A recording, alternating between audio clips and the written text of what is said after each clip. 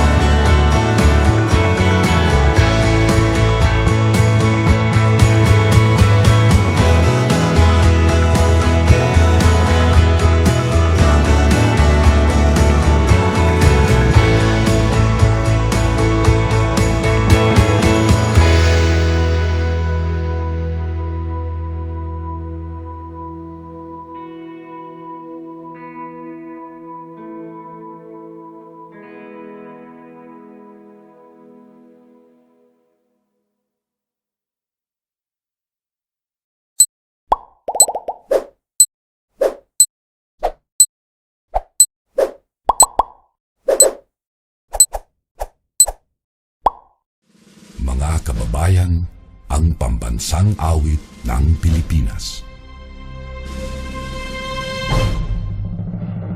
Kayang magiliw, helas ng sinangalan, alam ng puso, sa dibdib mo'y buhay.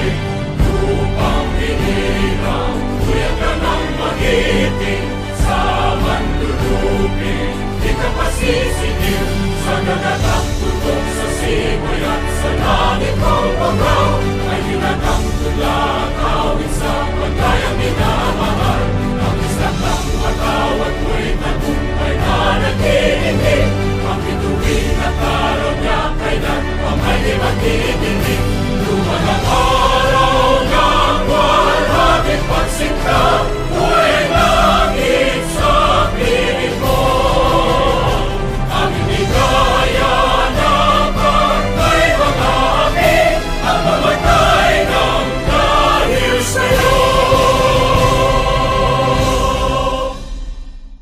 Hello, everyone. As we close the Women's Month this March, let us all hear and talk about stories of caring and coping of the Wonder Juanas in our lives. My name is Caresalyn Siglos, a registered psychometrician and faculty member of Capi State University main campus. I am a mental health advocate and a mental health professional. And together with another mental health professional who you will get to meet later, let us share the stories of perseverance and strength of the women in our lives this pandemic. It's been more than a year since the world has been going through the struggles and challenges of the COVID-19 pandemic. This is all true, especially in the Philippines, where even to this day, some areas in the country are still on lockdown and we have travel restrictions, among many others. And along with the fear of the COVID virus infecting our families, are many women who are doing their share. The United Nations reports that 70% of frontline medical and social workers are composed of women. That's across the globe. And this is something that we also see in the Philippines. A lot of the professionals in our hospitals, in our medical facilities, add that to the many women in other essential industries such as food sector and the care industries. So definitely women are stepping up and taking their role in fighting the pandemic to keep the community and their own families safe. And that is a good thing, definitely, right? We see that women are really strong and willing to willing to put themselves at risk to ensure that they are contributing to the community that we live in to keep everyone safe. And that shows women are empowered. However, we also have to acknowledge that with this contribution come struggles. It's very important for us to acknowledge these struggles and see what we can do to help them. After all, we are a community, and a community means that we are helping each other solve problems to make life better for everyone. The Plan International Philippines reports these concerns of women during the pandemic.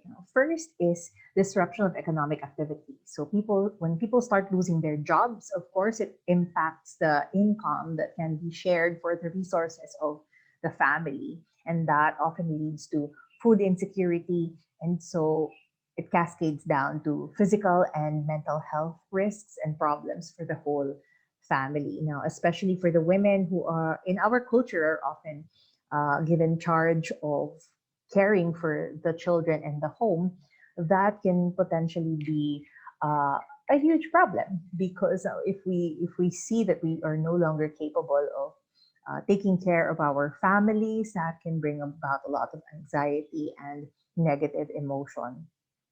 Another concern, of course, is education. We've seen students having to stop their studies or not attend class because of suspension and because of limitations in terms of connectivity.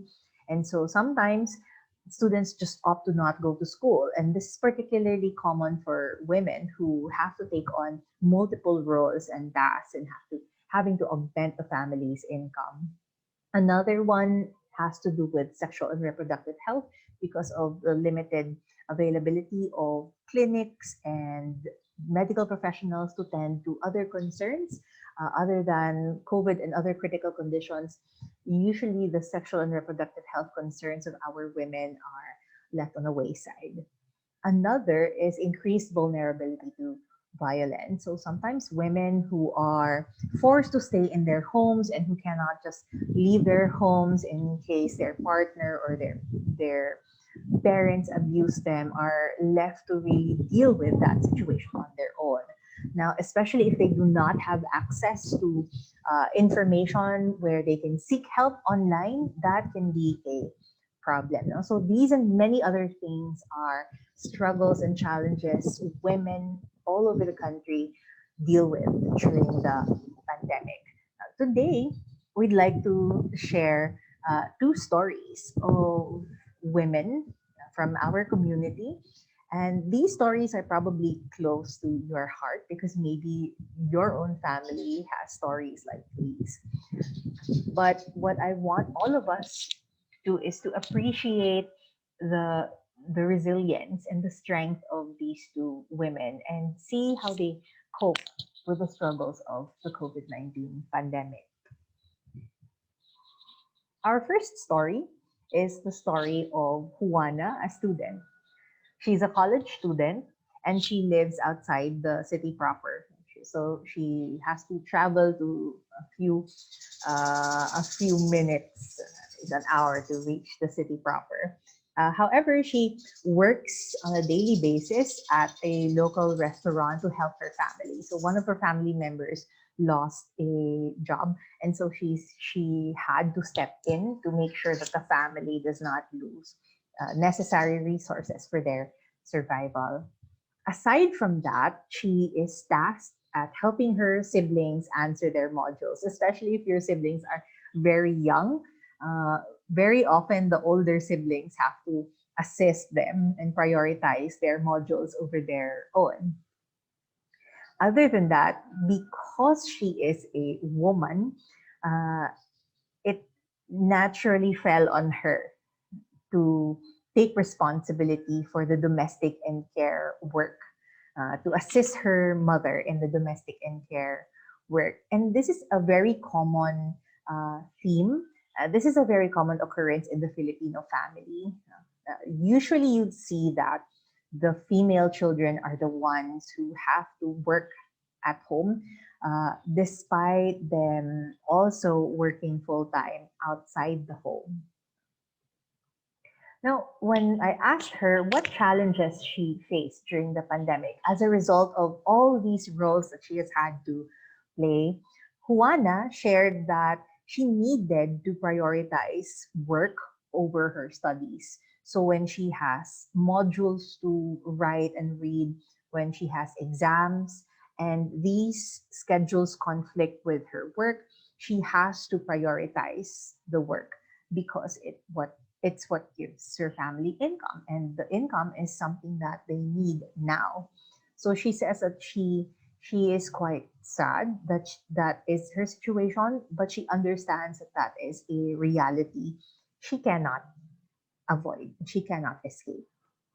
Another is that she needs to prioritize the domestic and care tasks over her personal needs. So sometimes she says she wants to watch, for example, her favorite film or TV show, and yet she can't because she has to perform multiple tasks in the home. She has to make sure that there's help available for her mom. Otherwise, there's no one else to help her, and it would make life harder for her own mom, which she loves very much. And so she prioritizes the family domestic work over her own personal concerns and needs.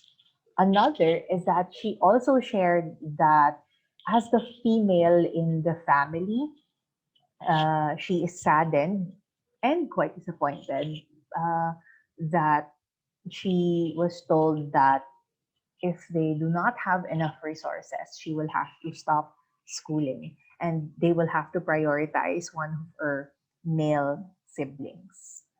That's also something that we see sometimes in the Filipino family. You know, if you have a male and a female, uh, two siblings, one is a male, one is a female, sometimes the male child is favored over the female in terms of who should be able to go to school first. And that's a reality that we all have to reflect on and think about. And because of all these other challenges, our Juana also struggles with dealing and maintaining good physical and mental health, no? Because she's often fatigued, she's often tired when she gets home, and yet she still has to do a lot of things. And then after all these, she has to turn to her own modules and try to work on them.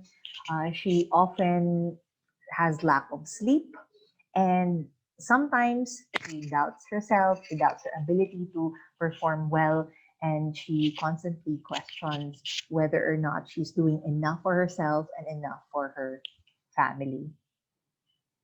Now, how does she handle all this? This seems a lot on her plate. She says that she stays connected with her support system being her college friends, her classmates.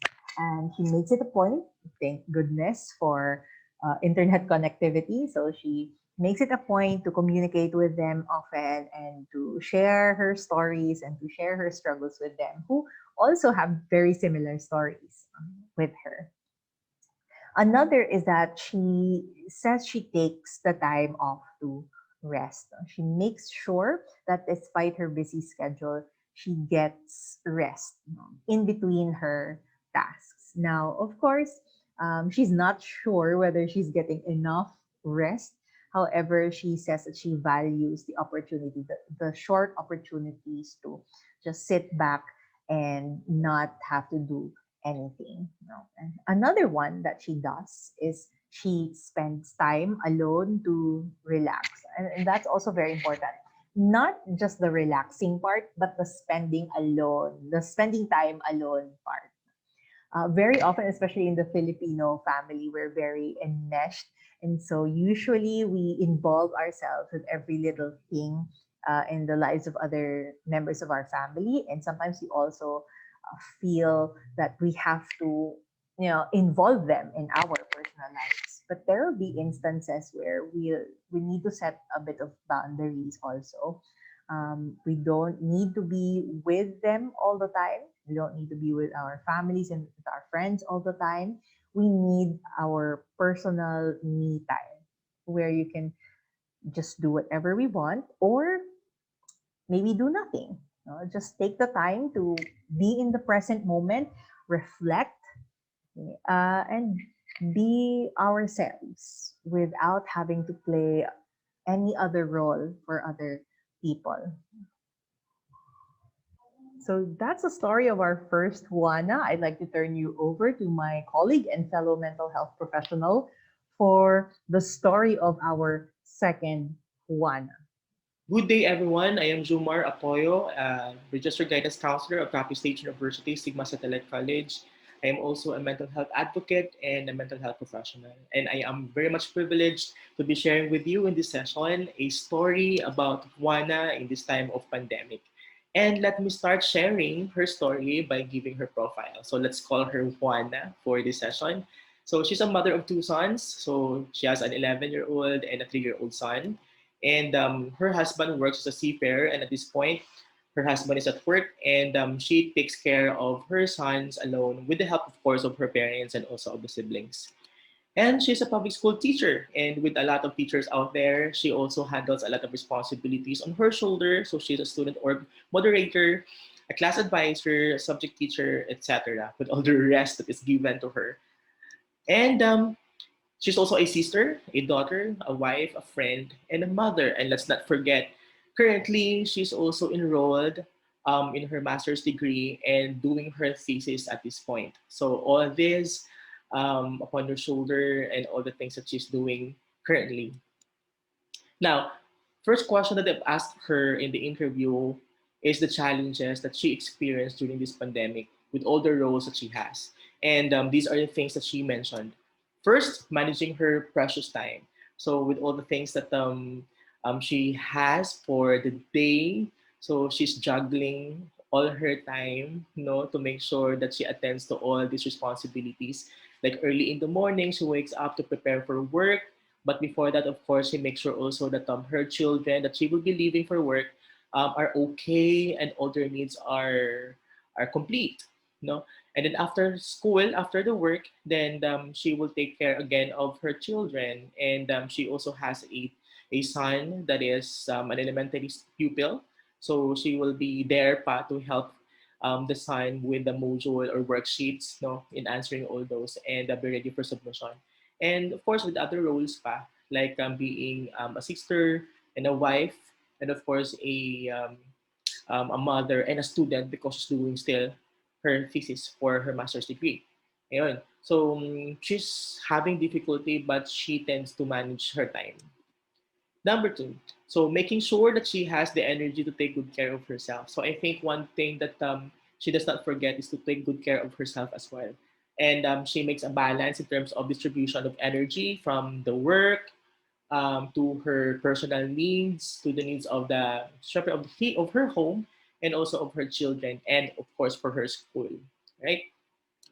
Number three, giving her best in everything that she does. So I think one prerequisite requirement to this is that well-distributed energy, and she has that motivation in doing all these things, and making sure also that she does give all um, her best, in making sure that she would be having a best outcome as well,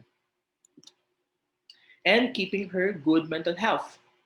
Self-care is very important, which is what also she mentioned. For her to be able to manage her time, all the responsibilities given to her, and all the tasks also that are on the list for everyday life niya. So she need to keep her good mental health. So she does not forget her self-care. So how she does all this? That's the question. That's the best question. So this is my next question to her, and she responded, having more of fun time with her kids is one of her tricks, in making sure that she handles all the tasks and responsibilities given to her. So having a time, to relax, and that is being done, having fun time with her kids. So number two, avoiding procrastination as much as possible. So prioritizing is very important, making sure that she does finish all the tasks given to her, especially if, upon also acknowledging the deadline and the urgency of the task, and to avoid also accumulation or filed up na mga things to do. So this is what she does. Number three, being flexible with her time. So as much as possible for her to be feeling okay. So she does acknowledge that she is not sometimes in control of her time or of the situations or circumstances. So she makes sure also that she is flexible with the situation and what is the call of the situation. So that makes her productive also for the day, and making sure then that all the tasks will be accomplished. Number four, asking help when needed. So although she knows that she can, but she also acknowledged that she's not a superhero, she's not a superwoman, and in times that she needs help, then she did not hesitate to ask. Okay, and delegate also to the right person who can help her with the task. And last but not the least, not forgetting me time. And according to her, gardening is her me time. So sometimes she brings all her kids, and also would take care of the plants together. They would water the plants. They would even start planting, and checking on how the plants are doing. So I think she is hitting two birds with one stone here. One is taking good care of her children, and number two, having me time, and also quality time with them. All right. So, who among you who can relate to this and who are also experiencing the same and doing the same strategies, in making sure that you are okay for the day? What's common in the two stories that we heard just now is self care. The World Health Organization says that self care is the ability of individuals, families, and communities to promote health, prevent disease, maintain health, and cope with illness and disability with or without the support of a healthcare provider. And so we're all unique beings. Our self care will be slightly different depending on our interests, depending on the resources available to us. But what's important is that we recognize that self care is not just a luxury, it's something that our body needs, something that our mind needs.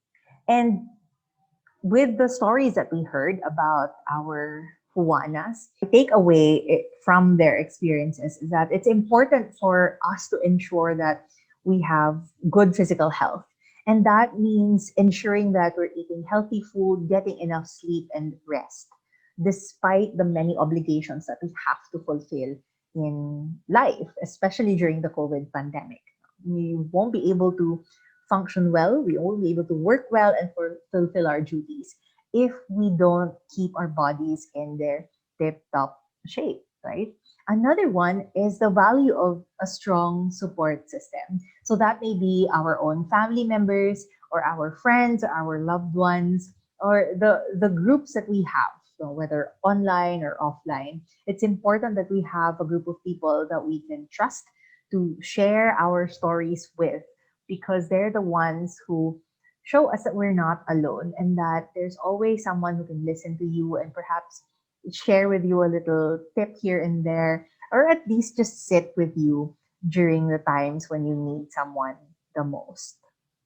Next is that it's important for us to have access to information and services related to our physical and mental health. Now, we've seen that, especially recently, hospitals and medical institutions are often full. And that means we're getting limited care, limited access. So it's important for us to share information and access to services to people who need it the most, the women, the young ones, the marginalized, especially our Juanas who are working so hard to keep their families and their communities safe. Next, and perhaps one of the most important, is that we have to acknowledge that we all need boundaries in our life. So we are individuals and we need time for ourselves. We can't always serve other people. We need to be able to serve our own interests first, especially if it means taking care of our physical and mental well being. We cannot give what we do not have. And so sometimes, if you are a frontliner, if you're a frontliner Juana, you need to know that you don't always need to be working so hard for other people. You need to slow down, you need to rest. So that can mean, for example, assigning some of the household chores to some of your other family members. That can mean saying no to a project. That can mean taking the day off. And that can mean pursuing an interest that is unique to you and not something that's always hinged with other people's interests also. And if you're someone, a family member, for example, of a busy Juana, it's very important for you to also give your loved one the space she needs. Right. So what are my key takeaways from this session and from my interview with this Juana? So first and foremost, I have learned that women are very able to thrive despite all the challenges in life. So not only to survive the day, but also to learn and make sure to improve and become better versions of themselves, and allowing that these experiences be a key, for them to learn something and to do better and be better every day. All right. Number two, women can work with their hands full and yet remain happy. So I think they get the inspiration, the fulfillment, the motivation even from all the accomplishments and for all the work given to them and all the responsibilities, and being able to juggle their time, being able also to handle them with just two hands, is very much commendable.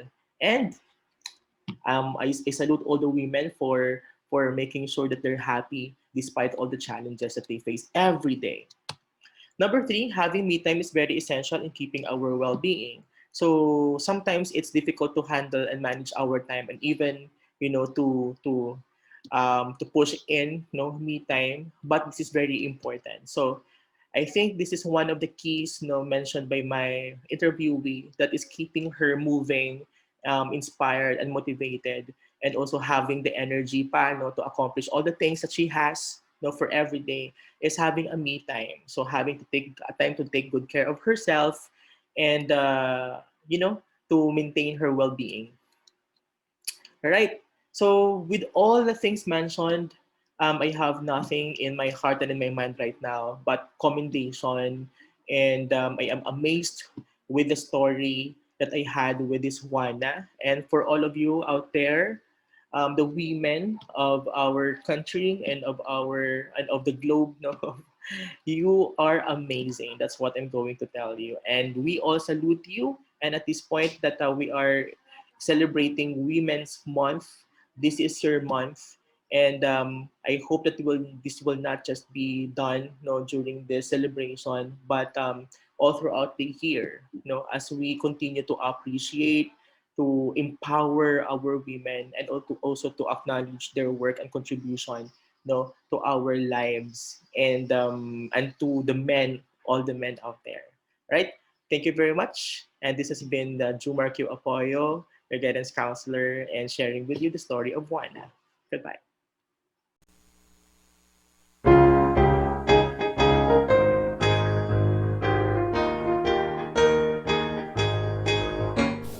March on, Castilians, hold on to the dream of your heart.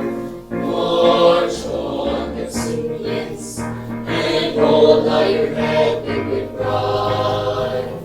March on, Castilians, persevere in your quest for the truth.